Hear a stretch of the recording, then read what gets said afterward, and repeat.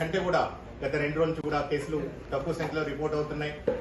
అలాగనే పాజిటివిటీ వచ్చేసేసి 5% లోపే నమోదవుతున్నది. ఇకపోతే మన రాష్ట్రంలో కూడా నిన్న కేవలం మనం 1300 కేసులు మాత్రమే మనం రిపోర్ట్ అవడం చూసాం. మన పాజిటివిటీ రేట్ 2% లోపలికి కూడా రావడం జరిగింది. సో అలాగనే మన హాస్పిటల్ బెడ్ ఆక్యుపెన్సీ తీసుకున్నా కానీ అది కేవలం 4% లో కూడా 2% వాళ్ళు మాత్రమే మన తెలంగాణ రాష్ట్రం వాళ్ళు. మిగిలిన ఎవరైతే 2% పేషెంట్స్ ఉన్నారో వీళ్ళందరూ కూడా మిగిలిన రాష్ట్రాల నుంచి వచ్చి మన తెలంగాణ రాష్ట్రం ఎస్పెషల్లీ హైదరాబాద్ లో ట్రీట్మెంట్ పొందుతున్న వాళ్ళు. సో ఈ సంఖ్యల్ని మనం చూసుకుంటే మన తెలంగాణ రాష్ట్రంలో మనం ఇక ఈ థర్డ్ వేవ్ ఒమిక్రాన్ తో ఏదైతే వచ్చిందో అది ముగిసిపోయిందని చెప్పుకోవచ్చు. ఇకపోతే ముఖ్యంగా మనం మొత్తం ఈ 2 సంవత్సరాల ఈ 3 వేవ్స్ కోవిడ్ పరిణామ క్రమాన్ని మనం తీసుకుంటే ఫస్ట్ వేవ్ వచ్చేసేసి మనకి 2 మార్చ్ 2020లో స్టార్ట్ అయింది.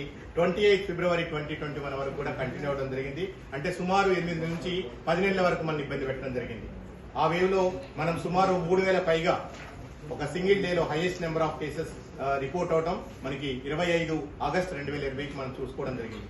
అలాగనే సెకండ్ వేవ్ వచ్చేసి సుమారు 4 నుంచి 6 నెలలు మనం ఇబ్బంది పెట్టడం జరిగింది.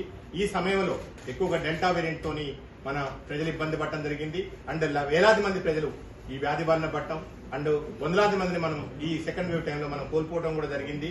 సో ఆ టైంలో 10,000కు పైగా మనం పీక్ కేసెస్ మనకి రిపోర్ట్ ఈ విధంగా దేశంలోని మిగతా రాష్ట్రాలతో పోల్చుకుంటే మన తెలంగాణ రాష్ట్రం ఈ మొత్తం 3 వేవులను కూడా అత్యంత సమర్థంగా ఎదుర్కోవడం జరిగింది. ఇది ముఖ్యంగా మన గౌరవనీయ ముఖ్యమంత్రి గారు కె చంద్రశేఖరరావు గారి టైమ్లీ సలహాలు అనుకోండి, సూచనలు అనుకోండి, వారి నాయకత్వంలో ఫస్ట్ వేవ్, సెకండ్ వేవ్ అలాగనే థర్డ్ వేవ్ ని ప్రిపేర్ చేసుకోవడం కోసం మనం ఏవైతే అన్ని సిద్ధం చేసుకున్నామో ఈ అన్నిటి వాటితో పాటు అండ్ అలాగనే మన వైద్య ఆరోగ్య శాఖ మంత్రులు అంటే 2.5 నెలల క్రితమే బాధ్యతలు తీసుకొని ఎస్పెషల్లీ థర్డ్ వేవ్ స్టార్ట్ అయ్యే టైంలో ఏదైతే బాధ్యతలు తీసుకున్నారో వారు నిరంతరం కూడా ఎంటైర్ రాష్ట్రంలో ఉన్న వైద్య